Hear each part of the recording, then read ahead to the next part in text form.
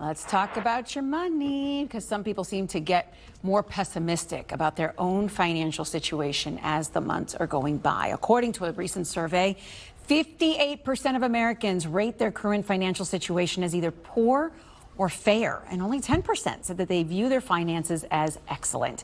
So local personal finance expert Mike Martinez of M. Martinez and Associates, he is here now to share some old school ways of improving your finances so you can feel better when your finances actually look better. Correct. Yeah, tell us more, Mike. Well, okay, Lucy, so let's look at it as a fiscal versus a physical. If you're out there eating fried foods and not really watching what you eat, most people today want to live a long, healthy life, right? It's ironic, but we also need money to live a long, healthy life. So if you treat your finances like you do eating and staying in good health, then you won't spend as much. So what I'm trying to say is, watch what you're spending money on. Don't spend money too much. Write it down. You'll be surprised, because everybody tries to think about what they spent money on, but they have no idea until they actually start writing it down on paper. Then you can see exactly where you spend it and overspending money. You like writing it down because of the way that the brain records it and acts when you write something down instead of just texting it to yourself or saving it in an app, for example. Correct. And the same thing with credit cards. You know, it's easy to use a credit card. Credit card, using that same metaphor, is like going through fast food. You go through a line, it's quick, it's easy, right? You can pick up the food, but is it healthy? Is it good for you? Maybe, maybe not. So same thing, don't use that credit card if you possibly can. Try to make sure that if you're going to buy something, that you're able to pay it off at the end of the month. So the switch from credit thinking to savings thinking, how do you time that out? Because it's hard to save thousands of dollars for an emergency fund. It is, but you have to start small. It's tiny steps, right? My mom used to say, hey, you have to crawl before you walk, before you run. So it's not you have to jump in it right away, but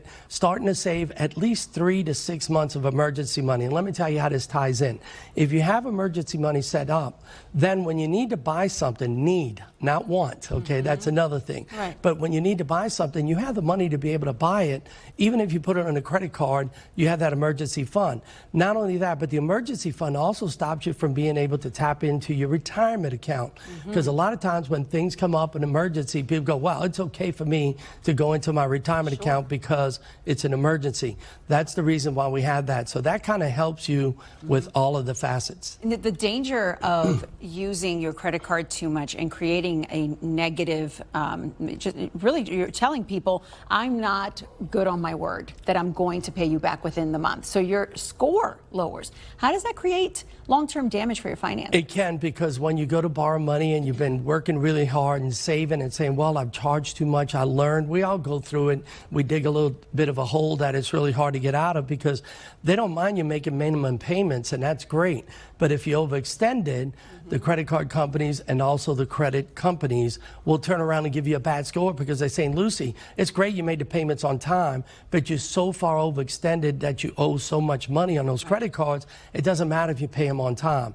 That hurts your credit score. So you have to watch the amount of money that you charge, because that can hurt you. And finally, are you a fan of switching those balances to low interest credit cards? Yes, I am. When it's the right time. So you need to look at it, get with a financial person that you can talk to and sit down. They're experts on it. We run the numbers. We have the software, we have the computer. We'll tell you whether it's worth your while or not. But yes, in a lot of cases, that does help. But you got to destroy the other one so you don't run that credit card up. Let me tell you, everybody just needs to slow down a minute. Exactly. Write your stuff down. Love that advice. All right, Mike, thank you so much. Thank you.